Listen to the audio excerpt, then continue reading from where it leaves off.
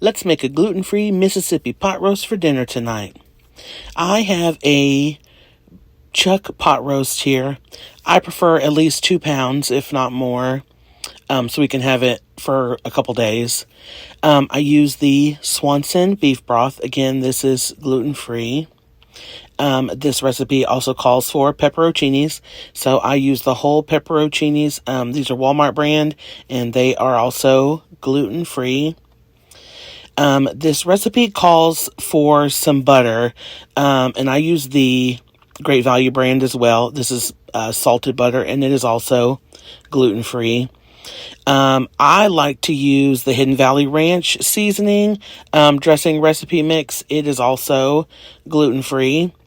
And then I go for the gluten-free brown gravy mix. Just know that this recipe calls for au jus, but I can never find gluten-free au jus, so I use the brown gravy.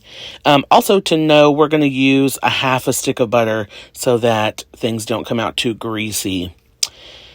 Okay, so to my crock pot, I put the chuck pot roast in there, and then I add about a cup of the beef broth to the bottom, just so that it makes a good gravy with the gravy mix, because the gravy mix is thicker than the au jus would be. I add the brown gravy to the top of the pot roast.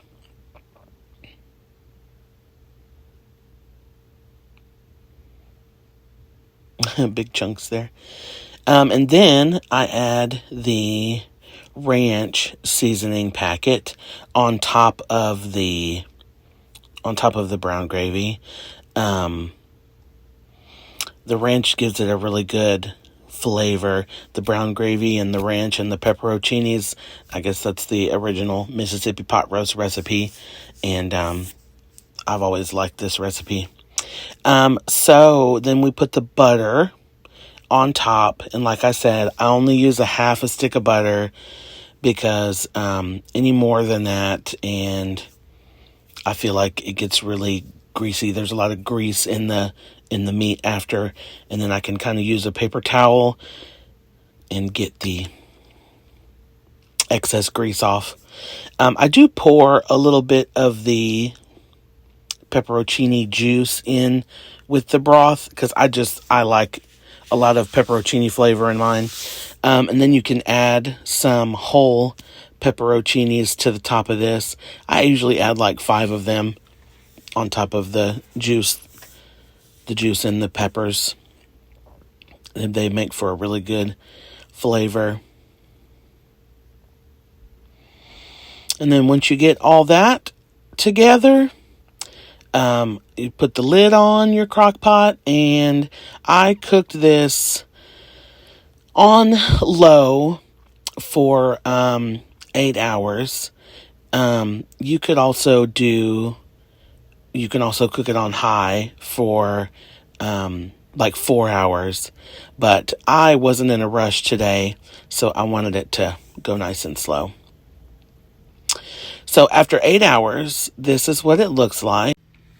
Now that your whole house smells delicious and you can't wait to eat, I transfer the meat into a pan, and I start to shred the beef before you add the gravy to it.